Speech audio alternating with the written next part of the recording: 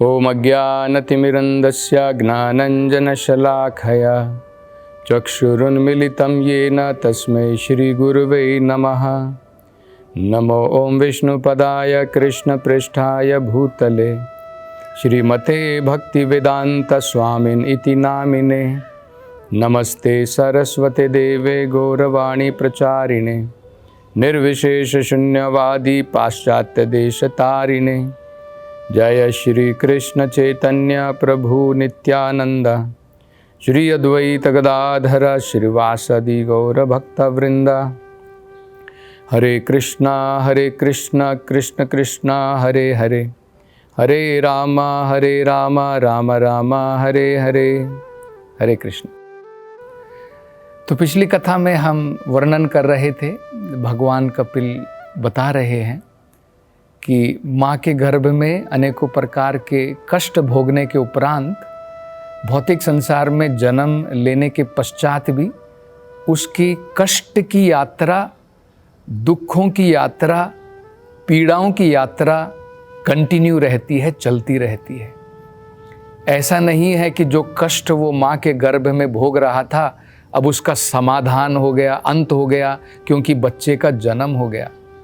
जन्म होने के बाद में हम देखते हैं, भगवान कपिल ने बताया था, जब उसका शरीर बड़ा कोमल होता है, माँ के गर्भ में भी उसका शरीर अत्यंत कोमल होता है, और जो माँ के गर्भ के अंदर में एसिडिक जो जूस होता है जिसे जठर अग्नि कहते हैं, उसकी गर्माई के कारण बच्चा तड़पता है। अनेकों प्रकार के जो माँ के गर्भ के अंदर में कीटाणु होते हैं, कीड़े जो छोटे छोटे जो स्टूल में पाए जाते हैं, वो उसके शरीर को तंग करते हैं, और फिर वायु जो है उसको धकेलती है इधर से उधर। बच्चा अपने हाथ पांव को भी नहीं हिला सकता है। तो इस प्रकार से अनेकों कष्टों से गुजरने के बाद अब ये जब बच्चा बाहर जन्म ले लेता है, खून से सना हुआ है, मल मूत्र से सना हुआ है, बाद में उसे डिटॉल से धोया जाता है, बेड के ऊपर डाला जाता है, वहाँ पर वो मल मूत्र करता है, फिर वो जो है कीटाणुओं से भर जाता है और उसको खुजली होती है, उठने का प्रयास करता है, खुजा ही नहीं सकता है, भला बेचारा उठेगा कहाँ से बैठेगा। उसकी इच्छा के विरुद्ध जो है अनेकों कार्य होते हैं, तो उसका दुख बढ़ता ही जाता है। और पिछली हमने कथा में सुना था, भगवान कपिल बता रहे थे कि जब वो 16 साल की उम्र के बाद जब उसकी शरीर की वृद्धि होती है, उसका विकास होता है, तो उसके मन के अंदर में मान बढ़ जाता है। मतलब शरीर के ऊपर अब उसकी चिंता बढ़ जाती है। बचपन में शरीर के बारे में नहीं सोचता है, अब उसका शरीर से बहुत लगाव प्रारंभ हो जाता है। हमने देखा है ना, जैसे जैसे हमारा बच्चा बढ़ता है, सुंदर दिखने का प्रयास करता है, दूसरों को अपनी तरफ अट्रैक्ट करने का प्रयास करता है, तो मान बढ़ रहा है, काम वासनाएं जागृत हो रही हैं, और उसके कारण जो है उसकी दुश्मनी भी बढ़ जाती है। ये भी हम लोग बहुत देखते हैं कि मर्डर हो जाते हैं और कई लोग आत्महत्या कर लेते हैं, इसके कारण बहुत सारी चीज़ें होती हैं। तो ये उन्होंने बताया था, और हम जो है वर्णन कर रहे थे कि काम जो है वो जीव का सबसे बड़ा वैरी है। काम का मतलब होता क्या है? काम का मतलब होता है जब हम अपनी इच्छा के लिए प्रबल प्रयास करना चाहते हैं, उसे काम वासनाएं कहा जाता है। अपने शरीर की इच्छा पूर्ति के लिए, अपनी इंद्रियों की इच्छा पूर्ति के लिए, अपने मन की इच्छा पूर्ति के लिए जब हम लोग काम करते हैं, उसे काम कहा जाता है। उसी को अगर हम प्रेम में बदल दें तो दोनों में बड़ा अंतर होता है। हमें अपना मन केवल इतना बदलना है कि अपनी इच्छा की जगह में भगवान की इच्छा पूरी करनी है। जैसे गोपियां अपनी इच्छा पूरी नहीं करना चाहती थी, वे भगवान की इच्छा पूरी करना चाहती थी, उसे प्रेम कहा जाता है। तो प्रेम और काम में बहुत अंतर होता है। लोहे और गोल्ड जैसा, सोने और जो है लोहा जो होता है, उसमें बहुत अंतर होता है। तो यही काम और प्रेम में अंतर होता है। तो हमें क्या करना है, जो भी हम कार्य करते हैं, अपनी इच्छा पूरी करने का जो प्रयास करते हैं, धीरे धीरे उसे बदल कर भगवान की इच्छा पूरी करने के लिए लगाना है। तो काम हमें छोड़ना नहीं है, कार्य कोई भी छोड़ना नहीं है, इच्छा पूरी करनी है, लेकिन अपनी नहीं, अपनी इंद्रियों की नहीं, अपने मन की नहीं, भगवान की इच्छा। अर्जुन ने भी तो यही किया, पहले वो अपनी इच्छा पूरी करना चाहता था, भगवान मैं युद्ध नहीं करूंगा, वो उसकी अपनी इच्छा थी। जब भगवान ने भगवत गीता सुनाई तो उन्होंने कहा करिष्ये वचनम तव, भगवान आप जो कहेंगे मैं वो पूर्ण करूंगा। तो उसे जो है प्रेम कहा जाता है। और क्रोध के बारे में भी हमने बताया था कि क्रोध जो है, जो भगवान से वैर रखते हैं, जो भगवान के द्वेषी जन हैं, जैसे रावण हो गया, हिरण्यकशिपु हो गया, इनके ऊपर हम जो है क्रोध, अपने जो क्रोध का जो हमारा जो वेग होता है उसका प्रयोग केवल वहीं पर हमें करना चाहिए। हमारी इंद्रिय तृप्ति नहीं हुई, हमारा अपमान हो गया, हमारे किसी ने मान नहीं रखा, किसी ने सम्मान नहीं रखा, उसके लिए अगर हम क्रोधित होते हैं तो वो सही नहीं होता है।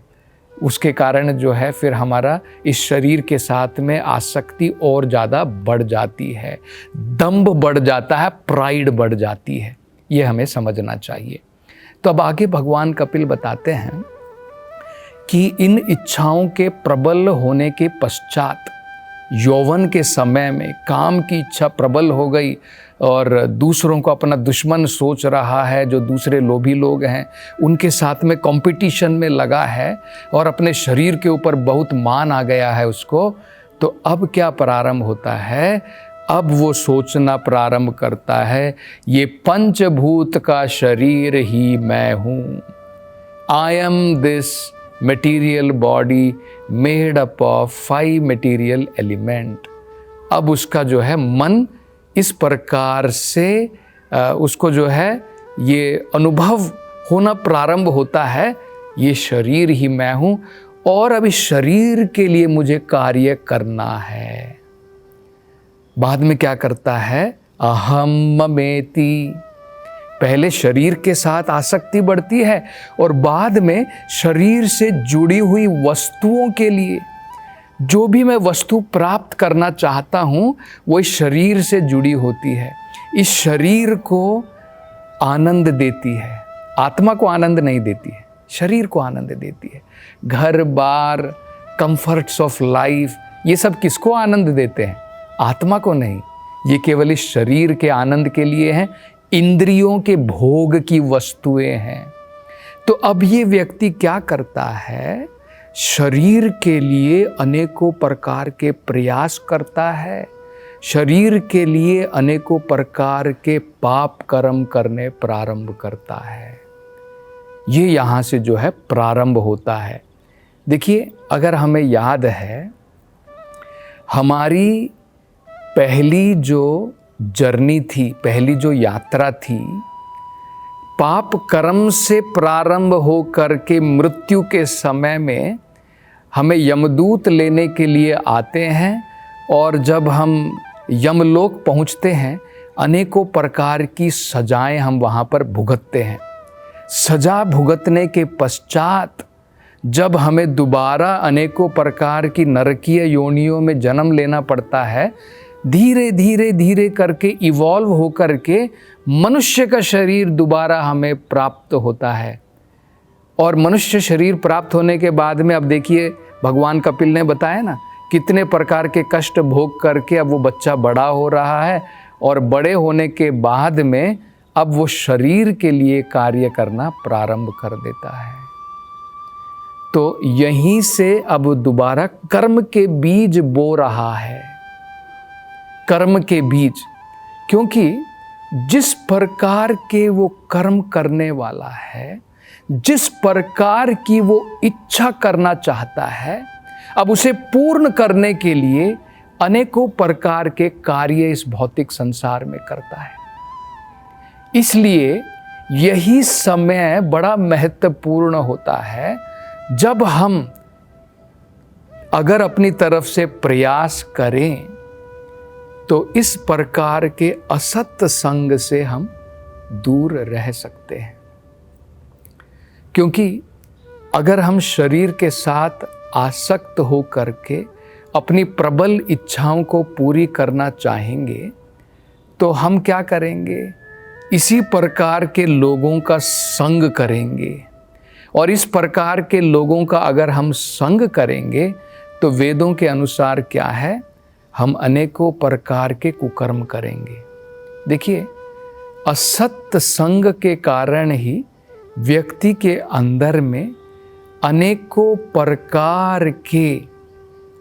प्रकार के विकार आते हैं, अनेकों प्रकार के अवगुण पैदा होते हैं। जैसे हमने उदाहरण के तौर पर बहुत बार सुना है, बच्चा जब जन्म लेता है तो उसे बुरी आदतें नहीं होती हैं, लेकिन जब वो गलत संग में पड़ जाता है, ऐसे संग में है जहाँ पर लोग दारू पी रहे हैं, जहाँ पर बीड़ी पी रहे हैं, सिगरेट पी रहे हैं, उनके संग में पड़ने के पश्चात उसके अंदर में भी उस प्रकार के अवगुण आ जाते हैं। और ये जो काम की इच्छा जब प्रबल होनी प्रारंभ होती है तो बताया जाता है कि हमारे सद्गुण नष्ट हो जाते हैं और अवगुण से हमारा जीवन भर जाता है। सद्गुण कौन कौन से बताए गए? सत्यम, शौचम। जैसे उदाहरण के तौर पर बताया गया है कि मनुष्य जो है, मनुष्य जीवन में असतोमा सद्गमा, असत को छोड़ करके सत की तरफ जाना चाहिए। लेकिन काम वासनाओं से जब हम प्रेरित हो जाते हैं भौतिक संसार में, चाहे स्त्री पुरुष की तरफ हो या पुरुष स्त्री की तरफ आकर्षित जब हो जाता है, दोनों तरफ में दो वे ट्रैफिक होता है। तो स्त्री के लिए पुरुष जो है इस भौतिक संसार में एक प्रकार से बंधन है, और पुरुष के लिए स्त्री जो है काम वासनाओं के द्वारा भौतिक संसार में बंधन है। तो जब व्यक्ति इन चीजों से, काम वासनाओं से प्रेरित होता है, उसके सद्गुण नष्ट हो जाते हैं। सद्गुण क्या होते हैं? देखिए, सत्यम, सत्यम का मतलब होता है जब व्यक्ति स्पिरिचुअल लाइफ, आध्यात्मिक जीवन, सत्य की तरफ अपने जीवन को ले जाना चाहता है, उसे सत्यम कहते हैं। क्योंकि भगवान परम सत्य है, ये संसार क्या है? असत है। और जब हम परम सत्य को छोड़ करके असत में लगे रहते हैं, तब मतलब हम असत की तरफ जा रहे हैं, ये हमें समझना है। तो जो लोग अपनी काम वासनाओं के लिए, शरीर के लिए बहुत प्रयास करते हैं, अनेकों प्रकार के घोर कर्म करते हैं केवल इस शरीर को मेंटेन करने के लिए, वो लोग, उनके जीवन में अवगुण जो है इस प्रकार के पैदा होते हैं। तो सत्यम नष्ट हो गया, अब वो भगवान की तरफ जो है उसकी इच्छा नहीं रहेगी। आप देख सकते हैं, जो व्यक्ति अत्यंत काम वासनाओं के द्वारा प्रभावित होता है, वो व्यक्ति स्पिरिचुअल लाइफ में कोई इंटरेस्ट नहीं रखता है। जो व्यक्ति नूडी क्लब जाना चाहता है, किस प्रकार से औरतें वहाँ पर नाच रही हैं और उनके साथ जाकर के मैं भी दारू पी करके नाचूं, इस प्रकार का व्यक्ति जो केवल काम वासनाओं में लिप्त रहता है, उस प्रकार का व्यक्ति का आध्यात्मिक जीवन से कोई लेना देना नहीं होता है। सत्यम नष्ट हो गया। शौचम, शौचम का मतलब होता है स्वच्छता। स्वच्छता भी दो प्रकार की होती है, शरीर की बाहरी स्वच्छता और मन की स्वच्छता, दोनों नष्ट हो जाती है। इलिसिट कनेक्शन के द्वारा जब व्यक्ति जो है पुरुष किसी स्त्री के साथ में अपने शादीशुदा जीवन के बाहर भी अगर कनेक्शन बना करके रखता है, यौन संबंध बना करके रखता है, तो उसका शरीर भी दूषित हो जाता है और अनेकों प्रकार की बीमारियां, हम जानते हैं अनेकों प्रकार की बीमारियां भी जो है उसमें भी पड़ सकता है व्यक्ति। शरीर पूरा दूषित हो जाता है और मन भी उसका दूषित हो जाता है। मन भी गंदा, शरीर भी गंदा।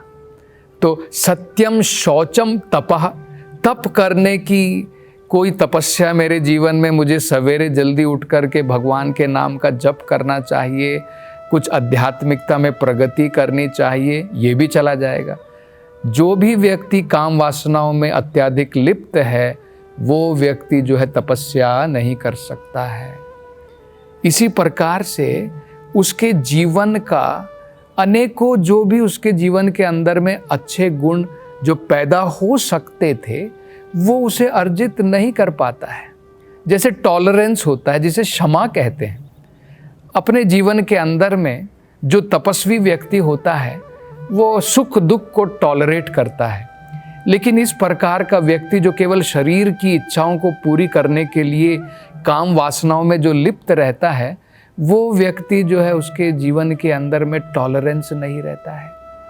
टॉलरेंस नहीं रहता है, क्रोध आता है, लोभ आता है, किसी भी चीज़ के प्रति टॉलरेंस नहीं है, क्षमा नहीं है, दमा नहीं है, माइंड का कंट्रोल नहीं है, सेंसेस के ऊपर कोई कंट्रोल उसका नहीं रहता है। जो चाहता है मन मर्जी में आता है वो करता है। इंद्रियों की तरफ जो है, इंद्रियां जैसे उसे खींच करके लेकर के जाती हैं, गड्ढे में लेकर के जाती हैं तो उसी में जा कर के गिरता है। तो क्षमा भी नहीं, दमा भी नहीं, और जीवन के अंदर में उसकी शारीरिक सुंदरता भी बिगड़ जाती है, श्री भी, और उसका जो भाग्य होता है, जो उसका भौतिक संपन्नता जो होती है वो भी लुट जाती है। जो व्यक्ति अत्याधिक शरीर के पीछे काम वासनाओं में लिप्त होता है, भौतिक संसार में भी दुखी रहता है, भौतिक संसार में भी सुखी नहीं रहता है, उसका जीवन अभाग्यवान होता है। तो इसलिए आगे भगवान कपिल जो है उदाहरण देते हैं कि जिस प्रकार से ये भगवान की माया है, पुरुष औरत के लिए माया है और औरत पुरुष के लिए माया है। इसलिए मनुष्य जीवन में हमें पता है 4 आश्रमों में से केवल गृहस्थ आश्रम में पुरुष और स्त्री आपस में किसी कार्य के लिए मिल सकते हैं। जैसे पुत्र प्रयोजनम, पुत्र प्राप्ति के लिए गृहस्थ जीवन में पुरुष और स्त्री का मेल वो बताया जाता है। भगवान कहते हैं वो मैं स्वयं हूँ, धर्म अविरुद्धो कामोस्मि। अन्यथा देखिए, वानप्रस्थ जीवन में कोई संग नहीं, ब्रह्मचार्य में कोई संग नहीं, सन्यास में कोई संग नहीं, क्योंकि ये हमारे जीवन को इस भौतिक संसार में बांध लेता है। और इसलिए उदाहरण देते हैं कपिल देव, बताते हैं कि यहाँ तक कि हमें सीख लेनी चाहिए कि ब्रह्मा वो भी जो है, जब उन्होंने कृति की जो उनकी बेटी के समान थी, वो भी उसकी तरफ आकर्षित होकर के भाग लिए। ये भगवान की माया है। तो हमें कितना सतर्क रहना, हमें ये समझना है। या फिर हम देख सकते हैं कि जब भगवान स्वयं मोहिनी मूर्ति का रूप लेकर के भगवान शिव भी आकर्षित हो गए, ये भगवान की माया है। तो हम कहाँ से, हम तो एक आम साधारण पुरुष हैं। तो अब आगे भगवान कपिल जो है क्या वर्णन करेंगे, इसकी चर्चा अगली कथा में करेंगे। हरे कृष्णा।